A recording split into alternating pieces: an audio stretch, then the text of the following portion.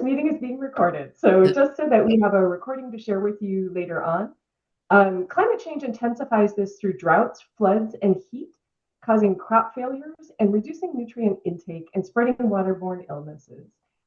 Both insecurities often co-occur, creating a double burden that increases risks of stunting and poor health. While this is related to WASH, water insecurity really captures a much better human level experiences that often intersect directly with nutrition. So today's Learning Lab brings one of the many multi-sectoral aspects of nutrition and brings as well reflections on how to measure and how this informs action. It's my pleasure to introduce a couple of key players with us today in the water insecurity agenda, Sera and Pablo. So in terms of their background, Sera Young is a professor of anthropology and co-director for the Center of Water and the Morton O. Shapiro Faculty Fellow at the Institute for Policy Research, all at Northwestern University. She's also a senior research fellow for water, nutrition, and health equity at the UN University and co-facilitator in chief of PLOS Water. So first, welcome to Sera. And also we have with us Pablo. Pablo is the director of the Institute for Research on Development with Equity at Universidad Iberoamericana in Mexico City. Pablo is the editor-in-chief of the International Journey for Equity in Health and a member of the World Bank PAHO Lancet Regional Health Americas Commission on Primary Healthcare and Resilience. Additionally, Pablo is the co-coordinator of the Latin America Water Insecurity Network and a co-investigator for Making Water Insecurity Visible project at Northwestern University. So a quick welcome to Sera and Pablo. And before I hand over to, before we do our mentee poll, which is typically how we start these sessions, I wanted to quickly just say a couple things about the network's community of practice. Keep in mind that for all of you joining today, this nutrition community is your platform. And our goal here is really to react to topics that are most relevant to you. So please don't hesitate if you have input for us. Reach out to us anytime through the C4I platform or to anyone on this call via email. And we're happy to kind of pass on your recommendations for what these sessions should look like. Our purpose here is really simple. We're sharing good practices and solutions, some potential solutions to consider for programs. We want to create a space for exchange and sharing diverse perspectives. So that's really our goal here today. And this Learning Lab is really just one of our outlets. On that C4I platform, we have discussions that we start there and a range of things. So please be sure to check that out, in addition to some social events that we put on from time to time, based here in DC. So if we could have the slides, let's go ahead and get those started.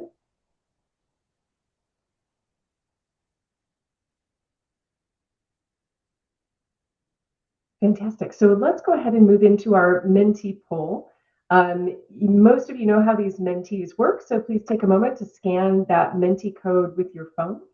And there's a number code that you'll be asked to enter, which is just there. So please go ahead and take a minute to take a look at the mentee, the first question in the mentee. In fact, I am also going to pull it up here.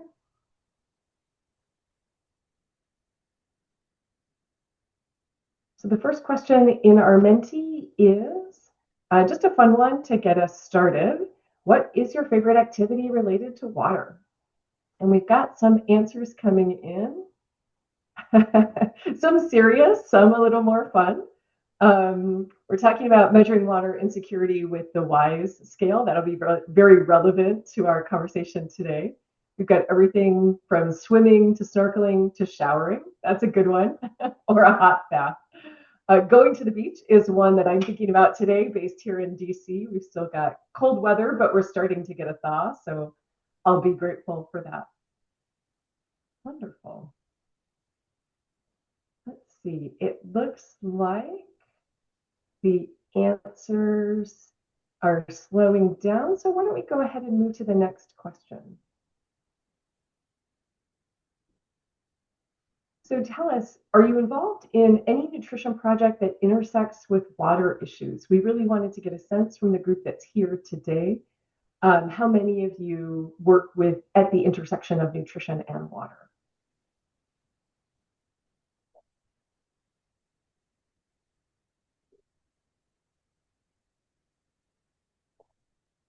Fantastic. Okay. We've got most people on this call are working at the intersection of nutrition and water, but we've got a few who are interested but not yet working in that intersection. And the next question is, what is the role of water in improving nutrition outcomes from your perspective?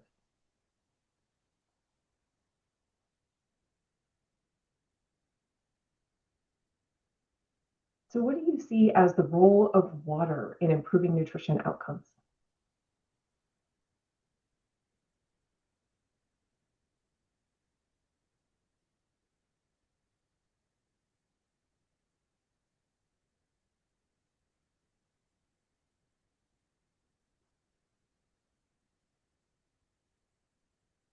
Okay, we've got a couple answers coming in. Someone mentions wash. Someone talks about the critical role of water in improving nutrition outcomes, preventing repeated bouts of disease. Oh, we've got roles, the roles of nutrition in improving, the roles of water in improving nutrition outcomes. Hygiene being one, food production also, hydration for IYCF, and more. Someone says decreasing infectious disease to allow for optimal nutrition outcomes. Someone else comments survival. Water is critical for survival, adequate for hydration, and for feeding moms, including time constraints. And we've got a couple of other responses: preventing and enteric disease, food production, hydration. Excellent. Okay, well, a good range of responses there. And our last mentee question of the day is going to be a word cloud. So when you hear water insecurity, what comes to mind first for you? What comes to mind when you hear water insecurity?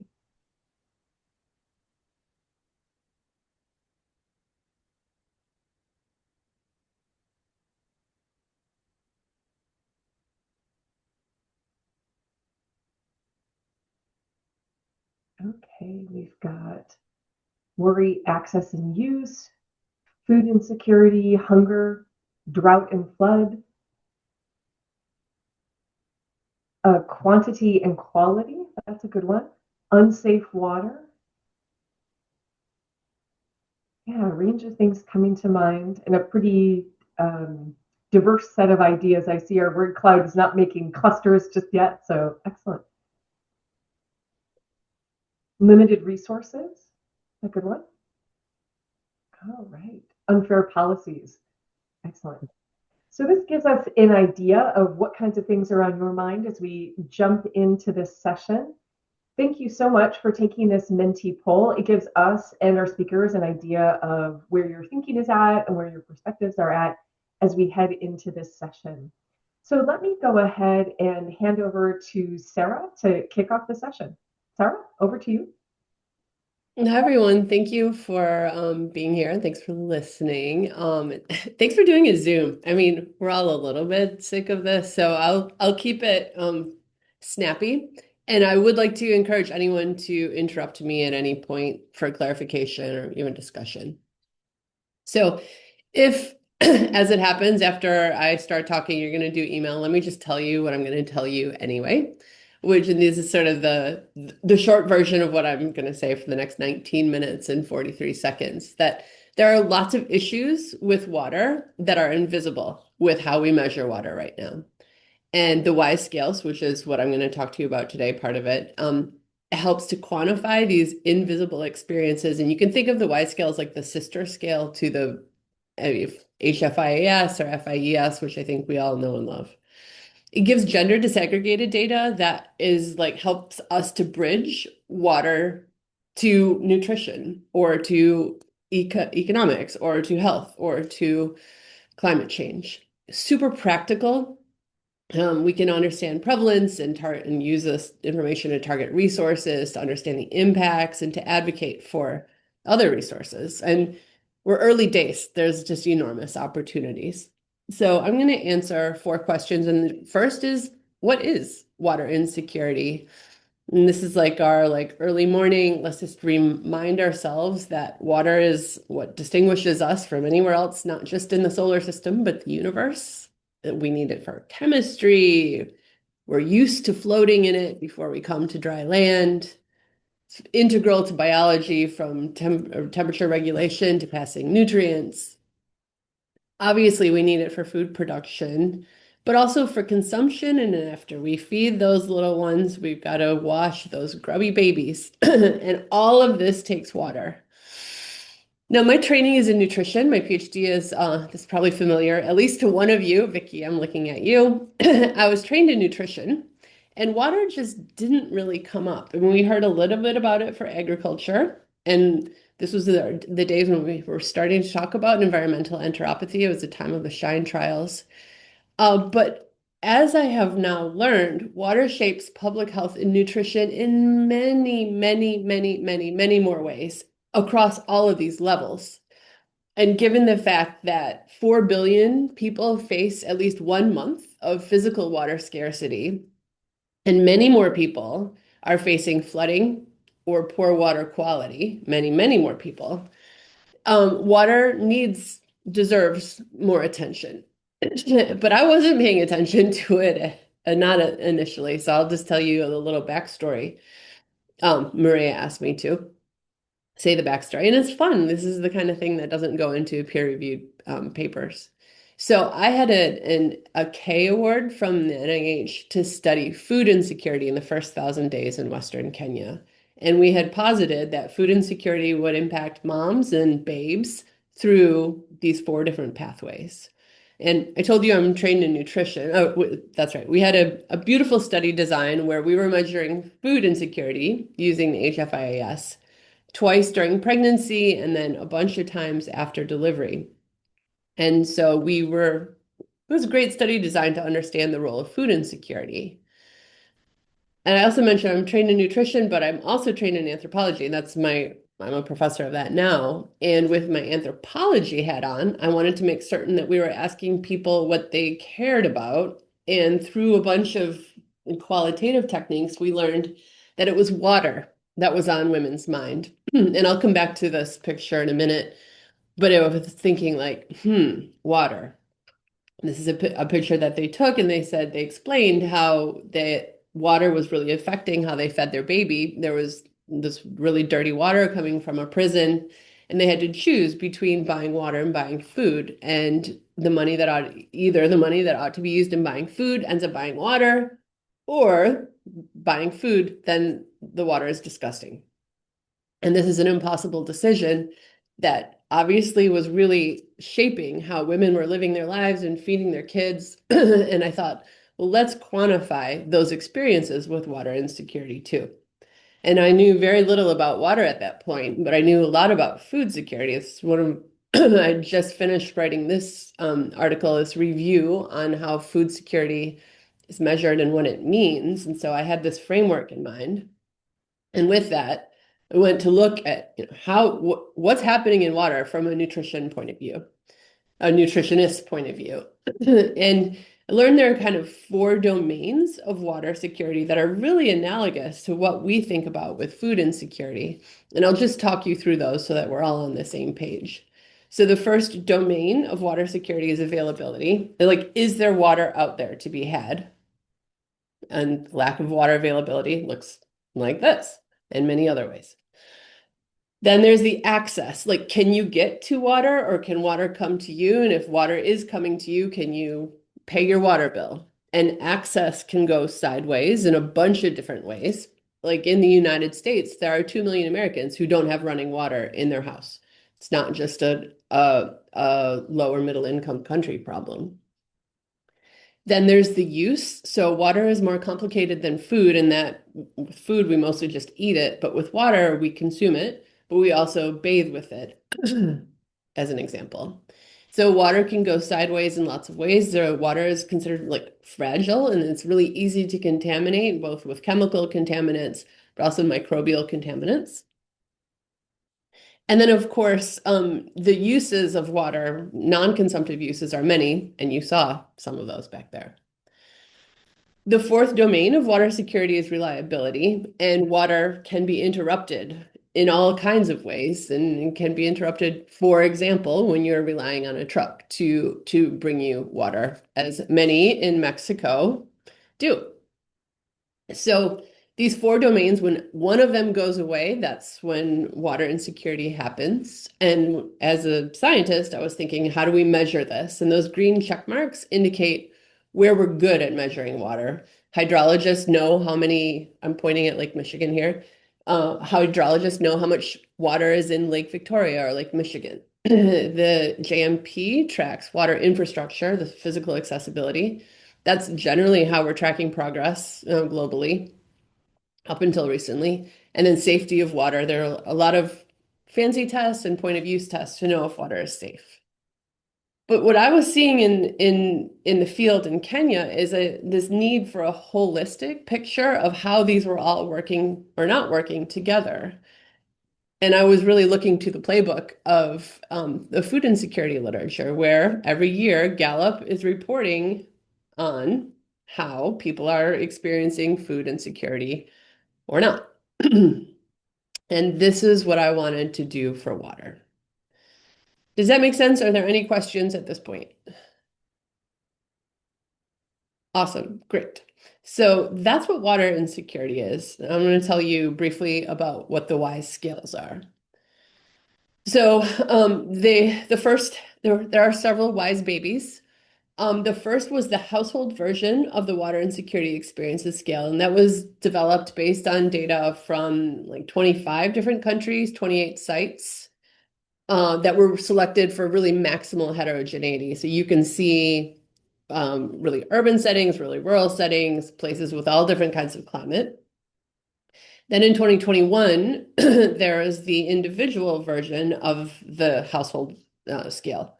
Oh, and I should mention Vicky Santoso is one of the investigators who helped collect data, or who led the collection of data in Singida, Tanzania. We then basically did a second scale that's almost identical, except the frame is different. So instead of asking about Mireya or anyone in Mireya's household, we're asking just about Mireya herself. And that was in 2021. And the very short version of how we did this is we identified items that seemed like likely candidates and then really stress tested them using, I always say this, and it's always true, like blood, sweat, tears, a lot of statistics, gray hair. I mean, it's hard to do scale development. And this article really describes how, if you're going to do scale development, to go about it. But all of the methods for developing these are publicly available, and I'm happy to talk about them. I think they're much more boring to talk about than the outcomes of, of the scale. I'll just tell you what the scale, like the 12 items that we landed on, look like. So it's 12 questions. How often in the last fill in the blank of recall period, we can talk about that. Have you, if you're asking at the individual level, or you or anyone in your household, if it's at the household level, these 12 questions. So for example, how often have you worried about your water situation? All of these questions are phrased so that we capture general problems with water, too much, too little, or low quality. The response options. So if you're never angry about your water situation, you would score a 0. If you are sometimes having difficulty washing your hands because of problems with water, you would score a 2.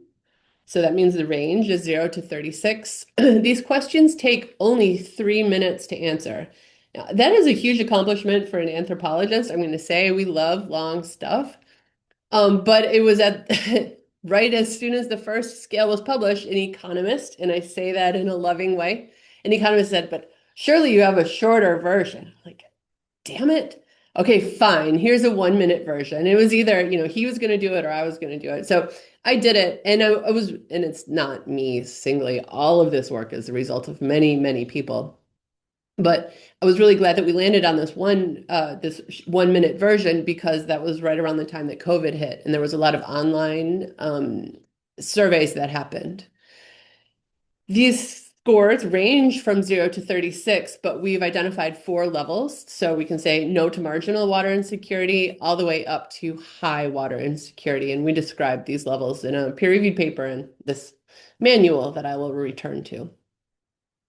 So that's the wise scales, but why do we need another water indicator? And people have asked me that, and I have now like some good answers. So for one, it's more precise. So the Y scales reveal who are being left behind in a way that household or these generally provider side indicators don't, because we're asking at the level, especially of the individual. And so you can see if it's rural women in Afghanistan who are really suffering, just as one example. And it's because of this precision that they were recommended as a as an indicator by WHO and UNICEF for gender-specific WASH monitoring. They're also more holistic. So the previous indicators have really focused on water for drinking, which admittedly is really important. But that's not the only thing that we need water for. And if we only had water for drinking, we wouldn't necessarily be water secure. So these are more holistic, and they also get at the emotional side of water. And it's for these reasons that Massimo Torero said, we stand with measurements of resource insecurities, including water security. You're not supposed to use the term gateway drug, but I like using the term gateway drug. That it's like, okay, so I'm usually talking to water people. It's easy to get water people to say like, oh yeah, experiences that make sense. But it's harder to get nutritionists. And as a nutritionist, I can say that I wasn't thinking about water. But we can now tie water security to so many nutrition type outcomes. And I'll show you some data on that in a minute. We can also tie it to HIV viral load. We can tie it to maternal depression. We can tie it to human flourishing, that it makes sense. And so we have this impact report. It's just over there on my desk that we describe the Y scales in it, but then it's like, okay, pick your topic. We can link to gender. We can link to climate change. We can link to humanitarian settings. And it really is something that helps everyone do their work. A fourth key feature is that it's comparable. So it was really important when we created this scales that we could make comparisons. I mean, anthropologists love making cross-cultural comparisons, but we're not the only ones. And it's really helpful to know that a number in the United States is comparable to a number in Malawi is comparable to fill in the blank. But wait, there's more. I said four. Oh, sorry. And we can make comparisons by gender. So this is something that WHO and UNICEF did to see how water insecurity varied by gender.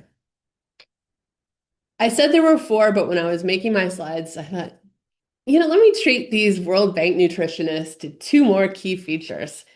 And the first is that the fifth is that they're intuitive. Like it's easy for non-experts to understand worry about water. It's easy for non-experts to understand anger. And I'll tell you that anger question really gets policymakers paying attention. They're like, oh, my constituents, they're upset about this. So this is just like a zoom in. This is from a paper where we did before and after comparison evaluations. And here, this is Nepal, baseline water insecurity scores, and then after the intervention, water insecurity scores. And anyone can see like the numbers are a lot smaller. The space takes up a lot less. They're quick to understand is my point. And finally, they're relevant. So I was excited when I saw the new mission of the World Bank that the emphasis is still on a world free of poverty, but the livability of the planet has come to the forefront. And I don't think it's a hard argument to make that the planet is not livable if we don't have water security. Okay, that's the Y scales. I am going to talk to us briefly about health and nutrition. Like, what have we learned? I mean, it is super early days in water security, but evidence is accumulating across all of these domains and more from around the world. We hypothesized that this would be coming up, almost 10 years ago, and we're starting to see that is. I'm going to focus on nutrition, but I just thought I would show you this figure first that shows publications in Google Scholar with about food security or food insecurity. That's in green. And then publications about water insecurity or security in blue. Like we are in very early days. There's a lot more to discover. So three nutrition outcomes I'll share with you. The first is that water insecurity is strongly associated with food insecurity. We have a lot of different papers that show this, but I'm going to show you data from a collaboration with FAO. Or what we did, this is in using Gallup World Poll data, is water insecurity using IWISE and FIES measured at the individual level, was measured in, I don't know, 32,000 individuals. And we could control for all kinds of sociodemographics that we know shape food security. And what we see is that across regions, and we have this by country as well, that if you are water insecure, meaning scoring 12 or higher on the IWISE scale, you are 2 to 3 times, you have a 2 to 3 times higher odds of experiencing moderate to severe food insecurity. I mean, that's huge. That means like if you care about food security, you absolutely need to be paying attention to water insecurity. The second nutrition outcome is dietary diversity. So these are data from a collaboration with IFPRI and USAID, measuring repeated measures of dietary diversity and water insecurity among smallholder farmers in sub-Saharan Africa. And we could see that the dietary diversity went down markedly in almost all, except for some fruits, when water insecurity was higher. And then lastly, this is it was more qualitative than quantitative, but we had a really large sample size talking about asking people how problems with water affected how they fed their babies. And we could see that it shaped the complementary feeding, caregiving capacity, and also breastfeeding in itself through a variety of mechanisms, not just dehydration. Okay, so fourth question with 2 minutes to go. I think I'll do it. How enough about me. How can this help you? Like, yeah. Like, that's great. I'm glad you have done this, but I am now happy to say, like, I'm tenured. I'm grown. My objective is no longer to like get papers out. What I really care about is helping people to think differently about water. And I think this is why I was put on the planet on an intellectual sense. And so I'm here to help you at your service. And in this way, in the way of helping you, we have things to help you, not just my like love. And the first is we have a manual. This manual is the result of a lot of learning that we've done about implementation in the last few years, and this is available online. And not only is it available online in English, we have the manual in 4 different languages. Here's that Pablo guy that you'll be hearing from in a minute. He and I launched the Spanish versions last year in Mexico. But the scale itself has been translated into like 80 different languages plus, and that's just the 12 items. And those are available at yscales.org. We also have made it easier to collect data. So mWater, that may not be familiar to you, but most WASH people use that for collecting data, and REDCap, which I think would be useful to you. These are programmed into those. We also want to help you with analysis. And for that, not me, Scott Miller at Charity Water has written some code that helps to analyze and generate like an output that looks like that on the screen to facilitate presentation of data. We also have reports. Oh, this is my timer. Okay. We also have reports describing, the impact report that I mentioned, but we have those country one-pagers. So right now we have data for 40 countries, but soon enough, like next month, we'll have nationally representative data for 80 countries. Then plus we have site data. Not all of this is mine. I can't offer all of this to you, but I can point to you who is collecting data in these places. And these are not for just writing papers, but for really guiding policy and investment decisions. So they're like a global public good. We have momentum. People are starting to listen to us in governments, but we also have people. And this is maybe my favorite part, is that we have a network, Latin American Caribbean network, that everyone is welcome to join. We launched that 2 years ago. In September of 2025, we launched the Asia Pacific network. And in May of not 2025, 2026, we will launch an Africa of Water and Food Security Network in Nairobi. So there's a lot to discover. In these papers, we lay out important questions. And in fact, I was hanging with your people yesterday. So the World Bank is collecting WISE data alongside food insecurity, dietary diversity, food expenditure data, et cetera. So you like talk to your people. You guys, they're World Bank in India too, Karnataka, George Joseph. And there's a lot of opportunity here, and I'm just happy to facilitate anything that helps you to do your work better. So thanks for being on this water security journey with us. You're on it now. You heard this talk. Thanks to the funders, and I will leave you there. Thank you. Fantastic. Thank you, Sera. There we go. Thank you so much. That was a fantastic presentation. I wanted to encourage everyone in the community of practice to submit questions via the chat. We'll have a small window at the end for Q&A, so feel free to put your questions there and we'll come back to them at the end. At this moment, I'd like to hand over to Pablo Gaetan-Rossi. Pablo, over to you. Thank you. Good morning. I want to complement Sera's presentation just by pointing out at 5 ways in which we are turning all this evidence into policy in Mexico. It's just several examples so you can kind of think of ways we can start using all this data to actually change the water situation in Mexico, but in other countries as well. I think that a first policy success that we had is that we were able to get the Y scales into the ENSANUT survey. This is Mexico's Health and National Nutrition Survey. And this really helped to, as a tool to make people think different about water, just as Sera was saying. It helped us show that the WISE data was like showing a higher prevalence of water insecurity than what we knew using only WASH indicators.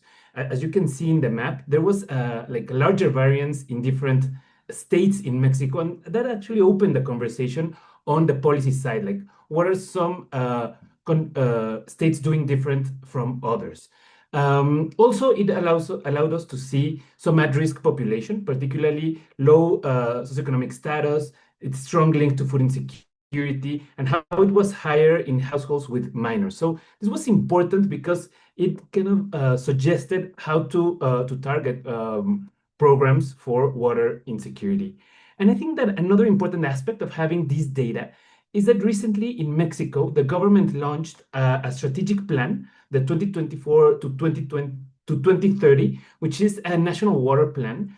And one of the key aims of this plan is to increase water for human consumption. However, there's no clear impact measure for this plan. So we're recommending the use of HY scales to assess the impact of the plan. And we actually have the baseline data to have a neat comparison, as you can see in the map. I think that a second way that we've been using this data for policy is through program design. When we measure the water insecurity, it's not the scale alone. We're starting to measure also some coping strategies. For example, to what extent people are buying water, like water bottles or water in water trucks. Also, what are the storage practices and capacities in their households? As you can see in the picture on your right, like houses are doing many strategies to store water. And many times these coping strategies paired with the WISE data helped us see ways in which we can start designing social interventions for water insecurity. Recently, during a drought in Nuevo León, a northern state in Mexico, we were talking to the government and we were asking that what were they going to do to address droughts, but not in the, like, from an infrastructure perspective, but what were they going to do to help households deal with water insecurity.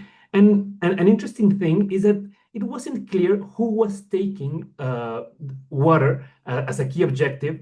So we were discussing if the government should use poverty programs, either food security programs or housing programs that they were already in place to address water insecurity. So we discovered that there wasn't really a specific agency taking charge of water insecurity. So what we did was actually to try to integrate water into the existing programs. For instance, we're working still with the Ministry of Social Development on how do they design what like the housing programs for poverty alleviation. And we want to introduce some water equipment. For instance, we want them to use household cisterns and start delivering household systems as part of the poverty alleviation program. So I think it's not that we want another Ministry of Water, but how are we getting water into many of the other policies in Mexico? And this has been a way in which governments are open to introduce water into their existing programs.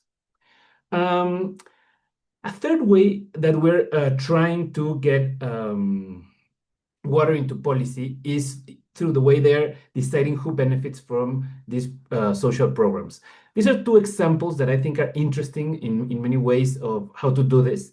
First, in Nuevo León, they introduced the Y scale into a survey that they use to define who are the beneficiaries of their social programs. But then they kept on measuring water security. Particularly, they were using WhatsApp, so they have some longitudinal data on the beneficiaries of the social programs. And first, they used the water insecurity as they added it as criteria to disburse these benefits to identify who was eligible for the programs.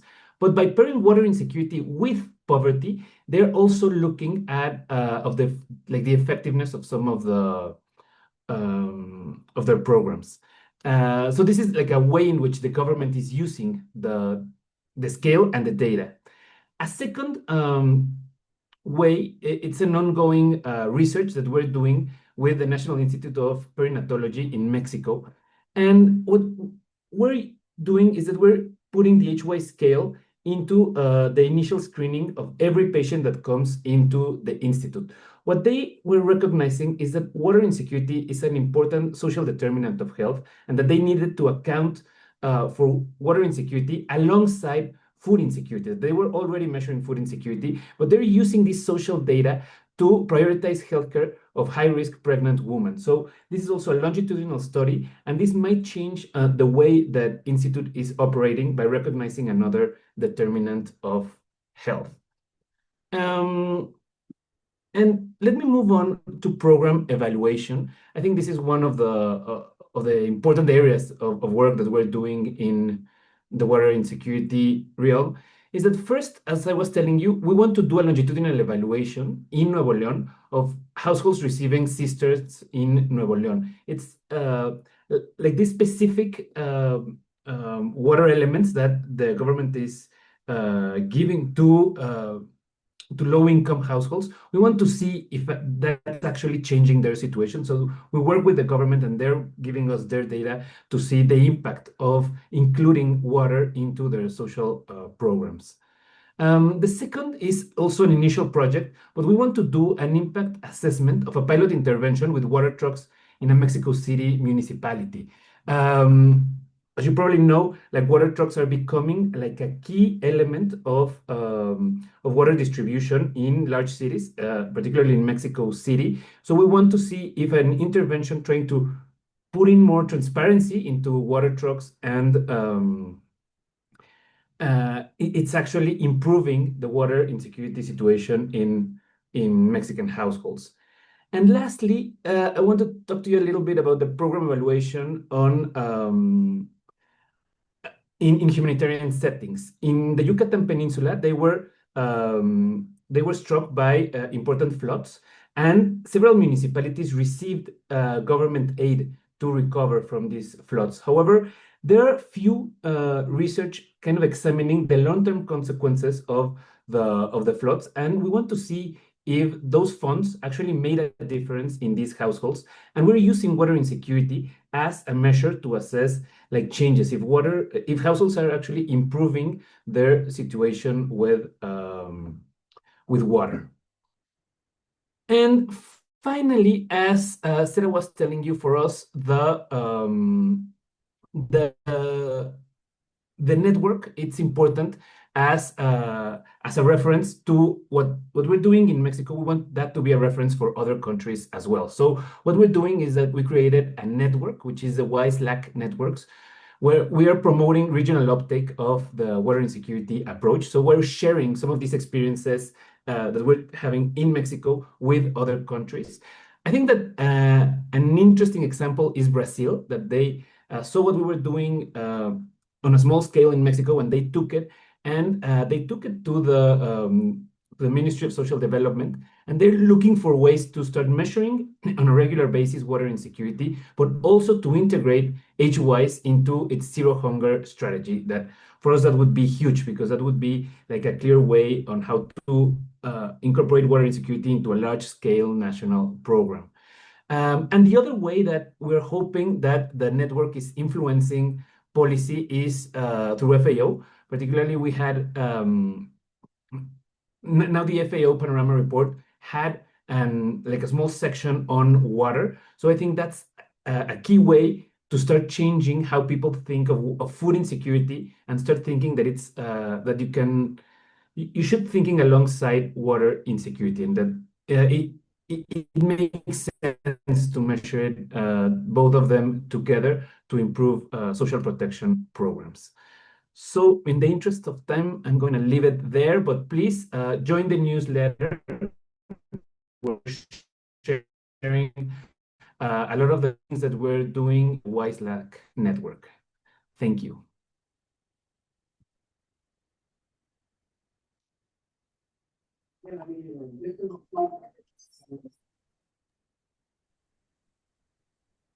Oh, I don't know if I'm allowed to ask questions, but I'm like super excited about this perinatal screening. This is news. That's awesome, Pablo. Yeah, it's an ongoing study, but we're hoping that they can change the way that they incorporate social determinants of health into the way they provide healthcare. So thank you so much, both of you. I think this has been very inspiring to listen again and gain the new evidence that you've gathered. And I see that there are couple of comments or questions in the chat. And one comes, I think that Abdullah, it's asking us about the link, it's like between women empowerment and water insecurity. But I also see that Julie has her hand raised. But Abdullah, I don't know if you would like to come in and it's like just conceptualize a bit more your comment, or if we should go ahead and head with Julie. Thank you very much. It's a pleasure. And I'm sorry to jump for a second. Maybe to give Sera and Pablo a context, if you could introduce yourself, that would be fantastic. Okay, all right. My name is Abdoulaye. I am a senior health specialist, but I worked in nutrition during many years in Senegal, and regarding how we worked with water in Senegal, I can say that we have been facing in the northern regions in Senegal many situation of acute malnutrition crisis, and I can tell that once we introduce the water component in our intervention, it's when we saw really good improvement regarding the situation. And in the chat, I shared the picture where you can see a woman, distributing water. And that woman, I had a discussion with her, and she told me that, and it's an area where they didn't have access to quality water. And once we did the investment and improving the access, she told me that her dream was to take a shower, to have a shower once in her life. So it means that we have lots to do, and the dimension of water is not just the drinking aspect; it's also related to the empowerment, and we have to see the whole picture, see it as a whole picture. I didn't expect that response from her. And taking a shower, I was really stunned when she told me from nutrition to shower, you see. It's something that I wanted to share, saying that I really agree with what you have shared. You have to think out of the box. Thank you. Thank you, Abdullah. I appreciate that. And if I can say, I think the wash sector needs us nutrition people to understand the full impact of the work that they're doing. So in the same way that I wasn't paying attention to the need for water and nutrition for a long time, WASH people are doing these amazing interventions that they're measuring if there's then water flowing or not, but they're not measuring depression, they're not measuring nutrition. And so I think they could even say, like, we're doing even more if they were paying attention to the kinds of things you're talking about, Abdullah. I put Senegal country report in the chat too, so you can see. Many thanks, Sera and Thank Abdullah. you. Julie, please. It's okay. I was saying thank you. Thank you so much to Sera and Gaitan. I was not going to be able to join this call, but my other meeting was moved. So I'm so happy that I was able to be here.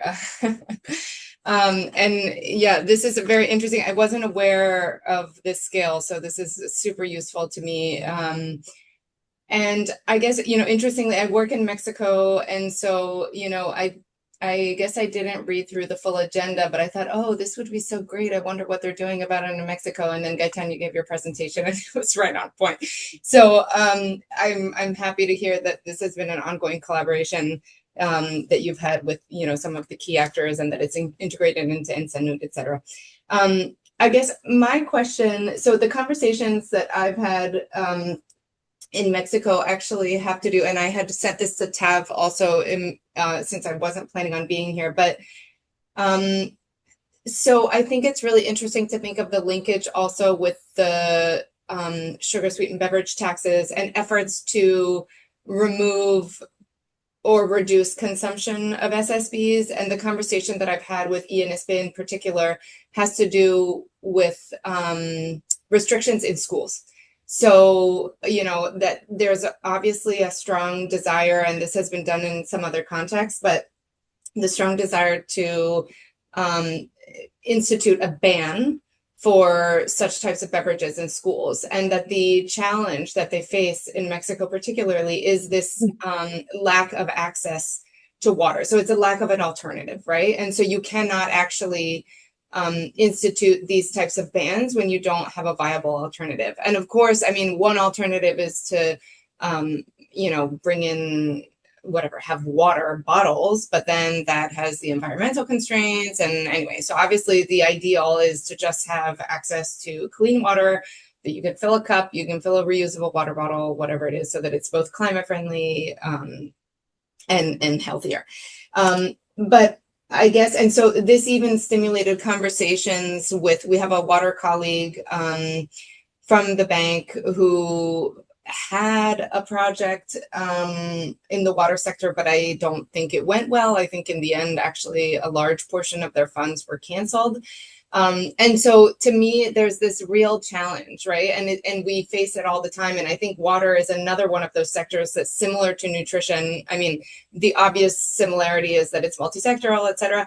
But it's also because of that sometimes I think it falls through the cracks a little bit. And so I just wonder, I'm kind of curious to know, with this screening, like, what are the actions that are accompanying this new availability of information? So now for example, that, okay, this household is severely water insecure.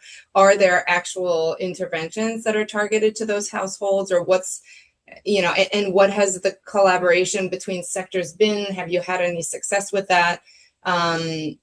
because it really does. I mean, in the examples of schools, for example, I guess at a minimum, it would be a tripartite, right? Then you have the education sector, you have the water sector, you have the health sector.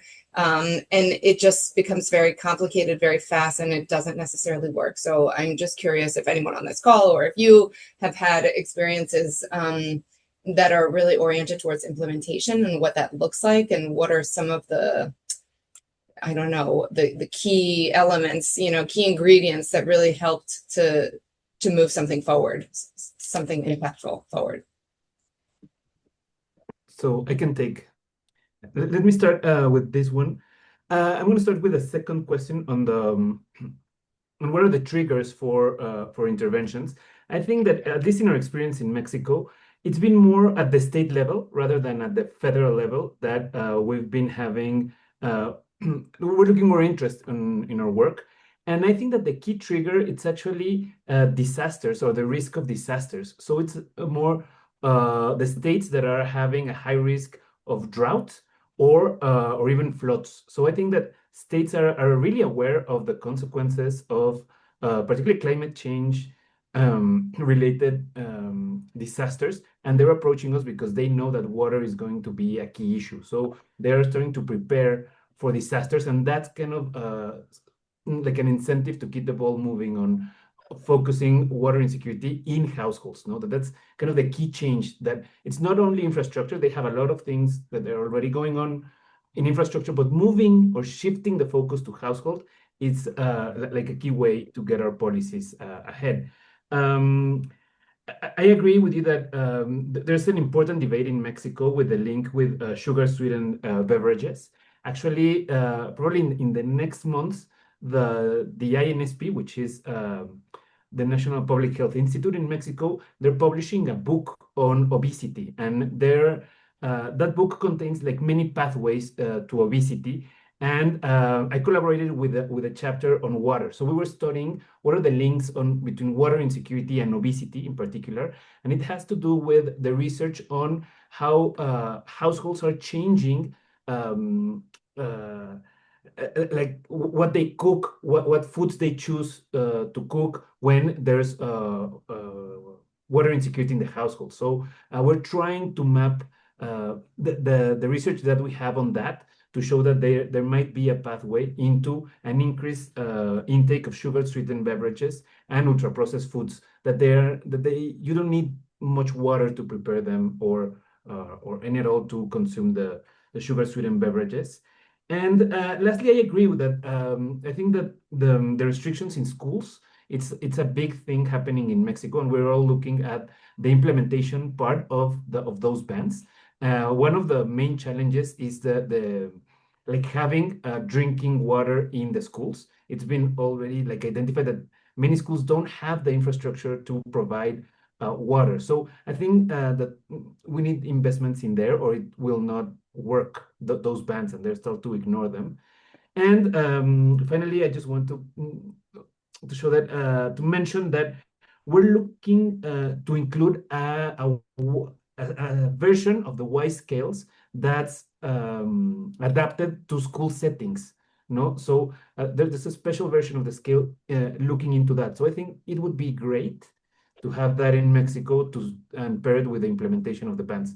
That's not happening, but we would love to see that in Mexico. I'm going to lovingly contradict Pablo. It is happening in the sense that we are validating the scale in a number of places, like Pakistan is launching today.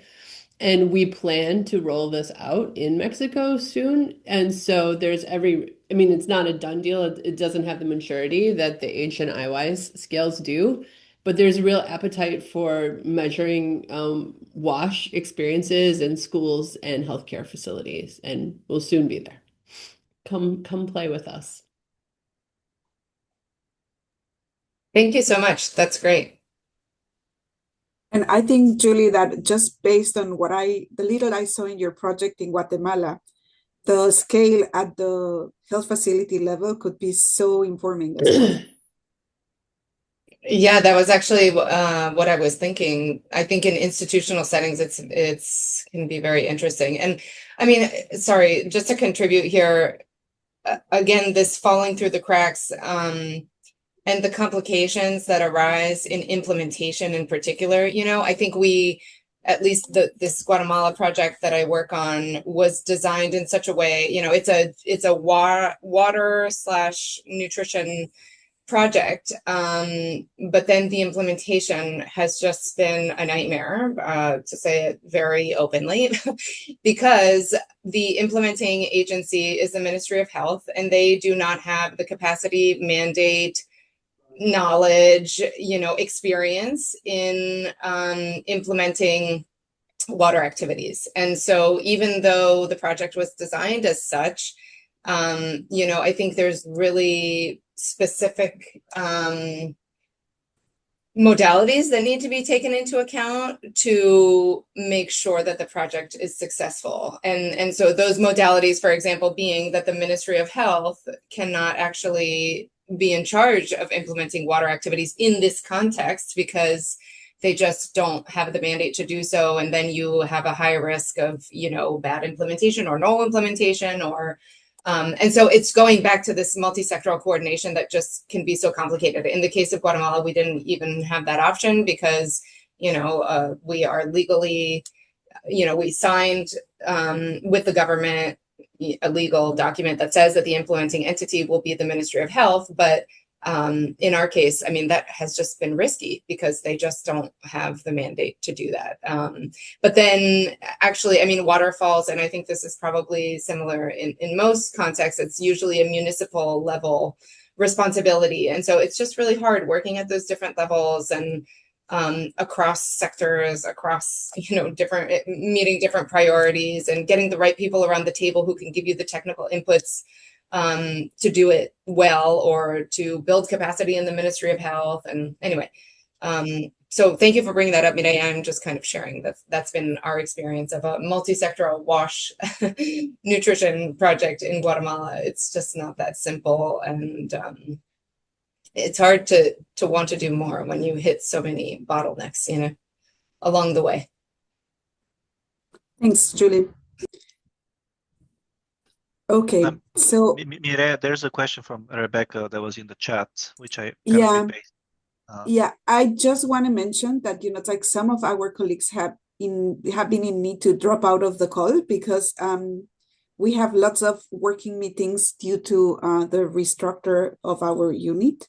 So don't take it as lack of interest. And I think that it's probably the reason why Rebecca asked us to put this question that it's in the chat. So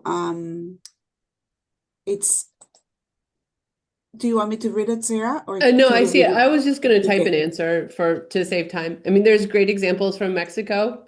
There's great examples from Australia, and I'll just put a link to the impact report where we describe some of those, and there are many more.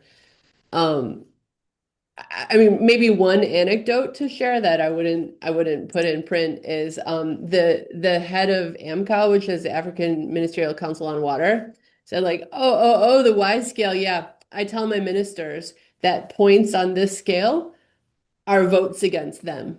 And those are his words, not mine. And I feel like that's a really powerful anecdote. I'll leave it at that. Thank you. Okay, so thank you so much, Sera and Pablo.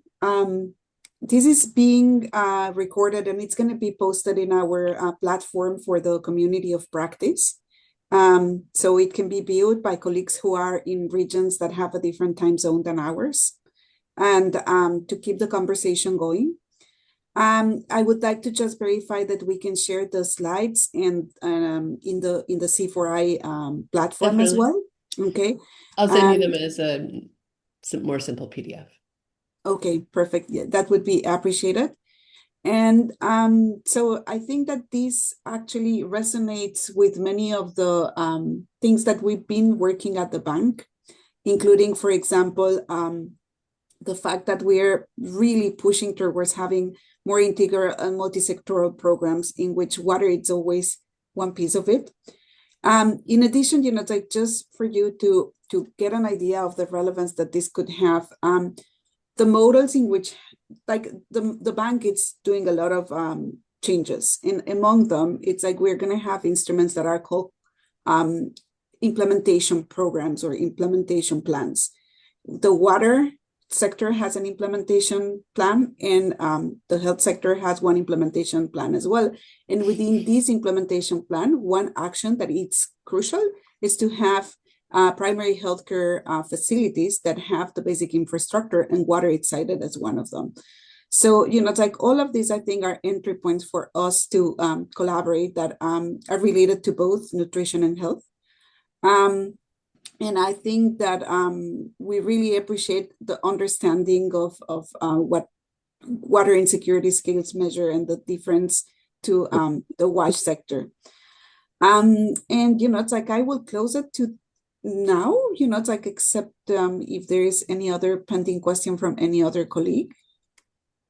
But I don't see any coming. And I think this will be a conversation to be followed. Thank you so, so much. Thank you. Bye, everyone. Thank you very much. Have a great day. Thank you. Bye-bye. Thanks, Maria. Thank you. Bye-bye. Bye.